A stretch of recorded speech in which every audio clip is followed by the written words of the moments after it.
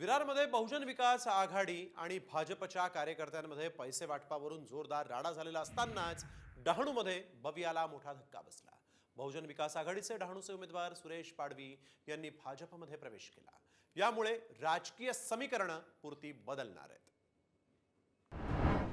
पैसा वाटला, उमेदवार फोडला।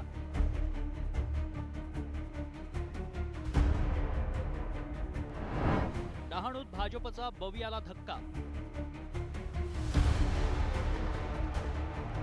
मतदानापूर्वी भव्या उमेदवाराचा भाजपात प्रवेश। विरारमध्ये बहुजन विकास आघाडी आणि भाजपच्या कार्यकर्त्यांमध्ये पैसे वाटपावरून राडा झालेला असतानाच डहाणूत भव्याला मोठा धक्का बसलाय। बहुजन विकास आघाडीकडून निवडणुकीच्या रिंगणात उतरलेल्या सुरेश पाडवी यांनी मतदानाला एक दिवस शिल्लक असताना भाजपमध्ये प्रवेश करत भाजपचे उमेदवार विनोद मेढा यांना पाठिंबा जाहीर केलाय। सुरेश पाडवींनी मतदानाचा काही तास शिल्लक असताना का पलटी मारली ते पहा। मतं खाण्यापेक्षा एखाद्या चांगल्या उमेदवाराला जर निवडून दिलं तर आमच्या ज्या ग्रामीण पट्ट्याचा विकास खुंटलेला आहे, गेले 5 वर्ष खुंटलेला आहे, तो जास्त गतीने अजून पुढे जाईल अशी माझी इच्छा होती। म्हणून मी भरतभाईंच्या आदेशाने आणि सर्व माझ्या कार्यकर्त्यांच्या आदेशाने मी त्यांना जाहीर पाठिंबा देतो।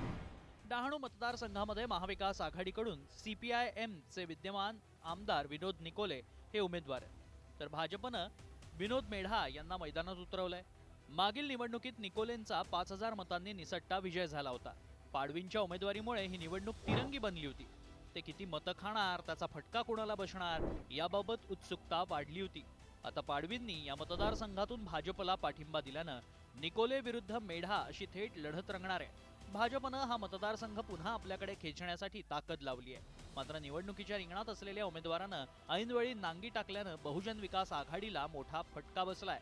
त्यामुळे डहाणूतील निवडणूक अधिक रंगतदार ठरणार आहे। ब्युरो रिपोर्ट, साम TV।